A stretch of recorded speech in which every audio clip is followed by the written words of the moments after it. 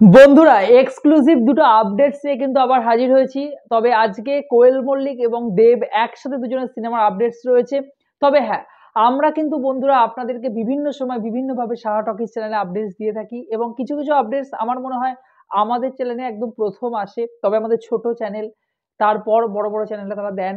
তো আপনি তাদেরকে যেরকম সাপোর্ট করেন আমাদেরকেও সাপোর্ট করবেন, তাহলে আমরা আর কিছুই নয়, সামান্য হলেও একটা আগ্রহ জন্মায় যে আপনাদেরকে আনন্দ দেওয়ার এবং আপনাদের সামনে নতুন নতুন আপডেটস গুলো তুলে ধরার। কারণ আমরাও বিভিন্ন ভিতরের কিছু আনঅফিসিয়াল কিছু গ্রুপ থেকে বা বলা যেতে পারে আমাদেরও কিছু সোর্স রয়েছে, সামান্য সোর্স রয়েছে, সেখান থেকে আমরা খবর পাই।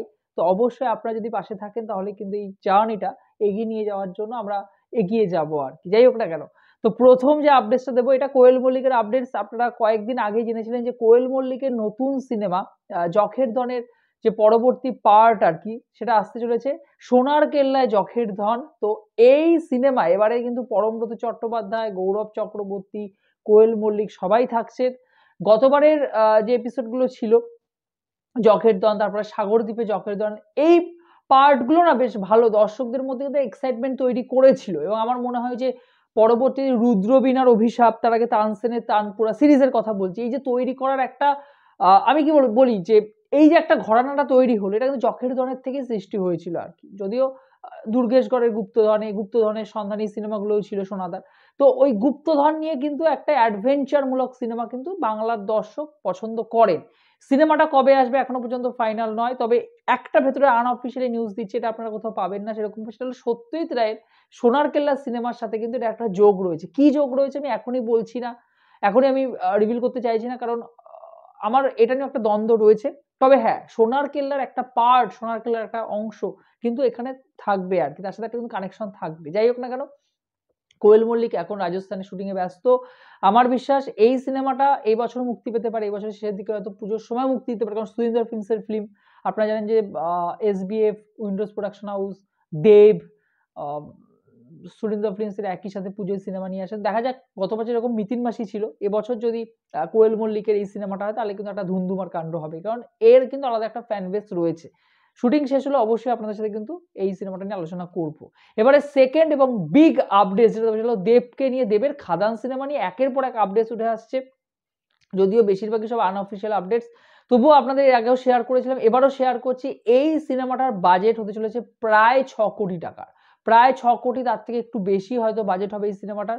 এই সিনেমায় আপনারা তো এর আগেই জেনে গেছেন যে ডুয়েল রোল থাকবে দেবের, বাবা এবং ছেলে। তবে শোনা যাচ্ছে যে এখানে নাকি একে অপরের সাথে, আমরা কি দেখেছিলাম যে জওয়ানের ক্ষেত্রে শেষবার যে তারা দুজনে কিন্তু শেষ পর্যায়ে গিয়ে একই সাথে লড়াই করেছিল, ভিলেনের এগেনস্টে গিয়ে একই সাথে লড়াই করে সাকসেস পেয়েছিল, কিন্তু এখানে একে অপরের সাথে কিন্তু টক্কর হবে, অর্থাৎ বাবা এবং ছেলে। মেবি বাবার যে ক্যারেক্টারটা হবে সে হয়তো এখানে খারাপ চরিত্রটা প্লে করবে, খারাপ বাবার ভিলেনের ক্যারেক্টারটা হয়তো হবে, এবং দেব বা ছেলে দেব যে হবে সে কিন্তু এখানে ভালো রোলটা প্লে করবে আর কি, এরকমই গুজব শোনা যাচ্ছে।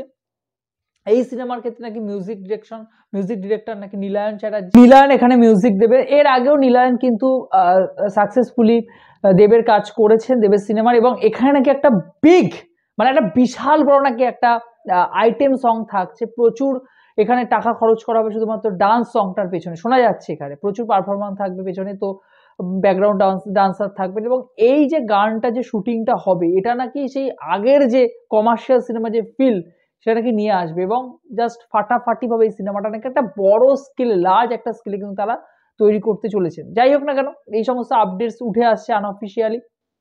তবে হ্যাঁ, এখানে যে বাবার ক্যারেক্টারটা ভিলেন এবং ছেলের ক্যারেক্টারটা হিরো, এটা মোটামুটি আমরা অফিসিয়ালি কয়েকদিনের মধ্যে হয়তো জানতে পারবো।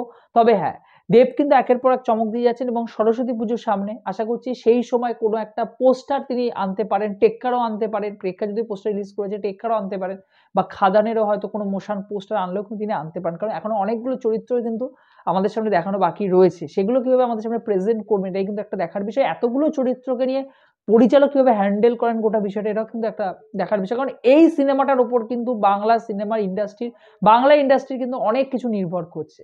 তো আমি এক্সাইটেড হয়ে রয়েছি খাদান নিয়ে আরো যত এক্সাইটমেন্ট প্রকাশ আমরা করব তত, এবং সিনেমাটা নিয়ে যত আলোচনা হবে আমার মনে হয় মানুষের মুখে মুখে, তত কিন্তু এই সিনেমাটার একটা হাইপ তৈরি হবে। দর্শক সিনেমা হলে যে সিনেমাটা দেখুন, আমি এটাই চাইবো দেখবেন এই সিনেমাটা, এবং সিনেমাটা সাকসেসফুলি একটা বিজনেস করবে, এটাই আমার বিশ্বাস। যাই হোক না কেন, আমি এক্সাইটেড হয়ে রয়েছি। আপকামিং যে সমস্ত আপডেটস আছে আপনার সাথে কিন্তু শেয়ার করবো। আর আপনাদের যদি চ্যানেলটা ভালো লেগে থাকে, চ্যানেলটাকে অবশ্যই বন্ধুরা সাবস্ক্রাইব করে দিয়ে যাবেন। ভিডিওটি ভালো লেগে থাকলে চ্যানেলটি যোগ দিতে চ্যানেলটাকে অবশ্যই পাশে থাকুন, সাথে থাকুন। আর কিছু বলার নেই। জয় হিন্দ।